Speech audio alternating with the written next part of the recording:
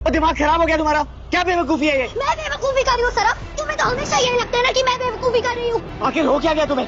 देखो कितनी चोट लगी है तुम्हें। इधर आओ, बैठो। क्यों तकलीफ पहुंचा रही हो खुद को?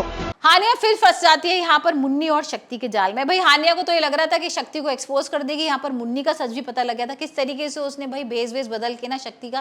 काश तुम ये समझ पाते सरफ, जो तकलीफ मुझे पहुंची है ना, उसके सामने ये तकलीफ कुछ भी नहीं है। काश तुम मेरा दर्द समझ पाते सरफ। अरे कैसी बातें कर रही हो तुम? अब क्या किया मैंने? क्या किया है तुमने? हाँ, जब तक आप इस घर में हैं, ये जट आपके साथ खड़ा है हानिया जी। वो आ गई थी यहाँ पर, कुर्सी पे बैठ गई थी और उसको लग रहा था कि मुन्नी बोलेगी, और मुन्नी बोल ही देती है कि भाई तेरी कैसे हिम्मत हो गई, तूने थोड़े से पैसों के लिए भाई मेरे को कैसे यहाँ पर हानिया के सामने एक्सपोज कर दिया। आप कभी कुछ गलत कर ही नहीं सकती है, मुझे आप पे पूरा भरोसा है। अरे जब पसंद मैं हूँ तो भरोसा हानिया पे कैसे? जो लड़की हमारे बीच में आ गई सरफ, जिसने हमें एक दूसरे से अलग कर दिया, तुम उसका साथ दे रहे हो सरफ। लेकिन वो होती हानिया ही है और मुन्नी के सामने ये सच आ जाता है कि भाई हानिया को सब कुछ पता लग गया है।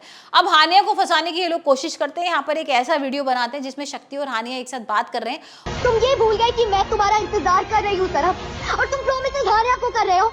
नहीं मेहर नहीं, ऐसा कुछ नहीं है, तुम गलत समझ रही हो। तो प्रूव करो सरफ कि मैं गलत हूँ। और ऐसे बात कर रहे हैं कि भाई मेहर को हम किडनैप कराएंगे और ये सारी चीजें करेंगे, और यही वाला वीडियो ना मेहर और सरब के सामने आ जाता है। अब सरब, अब यहाँ पर मेहर ना सरब को दिखाती है कि देखो तुम बार बार कह रहे थे ना कि हानिया बिल्कुल ठीक है। मैं गलत साबित होना चाहती हूँ सरफ। मेहर प्लीज शांत हो जाओ, शांत हो जाओ। क्या बैठो?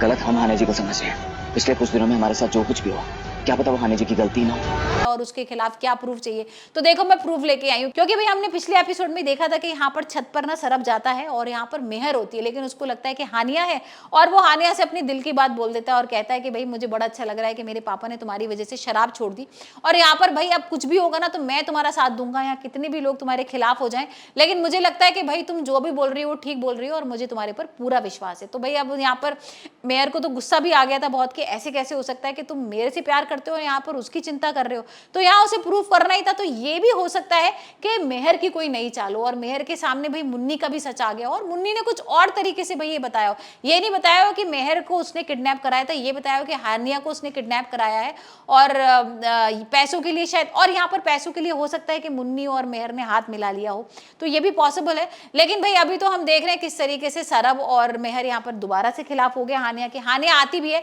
कि मुझे आपको कुछ सच बताना है, लेकिन उससे पहले ही सरब बोल देता है कि हाँ मुझे सब कुछ सच पता लग गया है। लेकिन भाई जो सच पता लगा है उसको, वो तो यहाँ पर सब कुछ गलत है, यहाँ पर हानिया तो बेकसूर है ना, लेकिन यहाँ पर दोबारा से हानिया पर इल्जाम लग गया है। और अब देखेंगे किस तरीके से यहाँ पर हानिया ये प्रूफ करेगी कि मैं तो शक्ति के साथ मिली नहीं थी, बल्कि शक्ति और मुन्नी ने मिलकर मेहर को किडनैप कराया था। यहाँ पर हमने देखा भी था ना किस तरीके से 15 लाख की डिमांड भी करती है मुन्नी आसमां से।